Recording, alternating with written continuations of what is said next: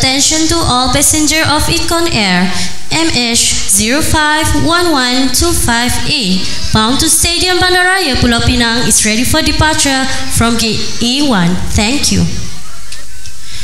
Selamat datang ke penerbangan pesawat sekolah rendah Alitcon ke destinasi kemenangan. 4 pesawat bersedia untuk berlepas sebentar lagi. Nama saya, Muallimah Hamizah sebagai kru kabin pengacara majlis akan bersama anda sehingga proses pendaratan selesai. Kami berbesar hati kerana anda memilih untuk terbang bersama kami hari ini. Diharapkan agar semua bersedia kerana majlis kita akan bermula sebentar lagi. Hai, Assalamualaikum. Hari ini hari Jumaat, kami adakan raptai kemasukan perbarisan sekolah rendah Alitcon, sebenarnya sukan tahunan. InsyaAllah hari ini kami adakan raptai penuh. Cara nak masuk, gimik-gimik, ikrar dan yang paling penting iaitu perbarisan dan maskot. Ya. Tema raptai tahun ini berasaskan airline yang terdapat di Malaysia lah.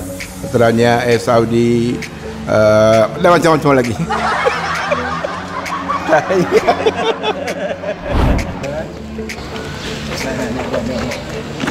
Jadi anak saja. Ini orang yang depan. Berikrar akan mengambil bahagian dalam kepanjangan tahunan dengan penuh semangat kesukanan.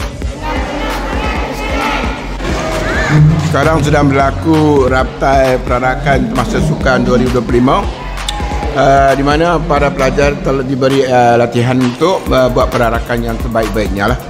Jadi doakan semoga ianya berjalan lancar dan dipermudahkan segala urusan oleh Allah Subhanahu Wa Taala. Alhamdulillah, pada kali ini sekolah kita akan mengadakan sukan tahunan buat kali pertamanya di Stadium Bandaraya Pulau Pinang. Tempat yang sangat menarik, yang luas, dan kita harapkan pada tahun ini ibu bapa dan semua sekali dapat hadir untuk menjayakan sukan tahunan di sana. So, hari ini kita ada lebih kurang 4 pasukan yang akan menyertai untuk Tamasya Sukan Tahunan tahun 2025 kali ini. So, yang pertama adalah rumah Badar, iaitu rumah biru. Yang kedua rumah Mu'tah, iaitu rumah merah. Yang ketiga rumah Khandak, iaitu rumah kuning. Dan yang keempat rumah Hunain, iaitu rumah hijau. Okey, dan MC kita tahun ni kita jemput khas, iaitu Muallimah Hamizah. Dia adalah kita punya MC pramugara ataupun orang panggil apa? Dalam flight tu dia ada satu yang dia sebut tu kan. Sedialah orang dia tu. Sebab tema kita tahun ni adalah tema penerbangan. Jadi dia akan memberi orang kata apa, suasana seolah-olah berada dalam flight. Nak tahu macam mana? Jom sama-sama kita saksikan. Okey, dah tamat dah latihan raptai perbarisan rumah sukan.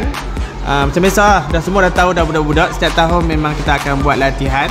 Jadi ibu dan ayah kita jumpa di Stadium Bandaraya Pulau Pinang pada hari Ahad ini 11 hari bulan 5. Jom kita ke sana untuk sama-sama meraihkan sukan tahunan bagi Alitcon tahun ini. Bye. Ciao.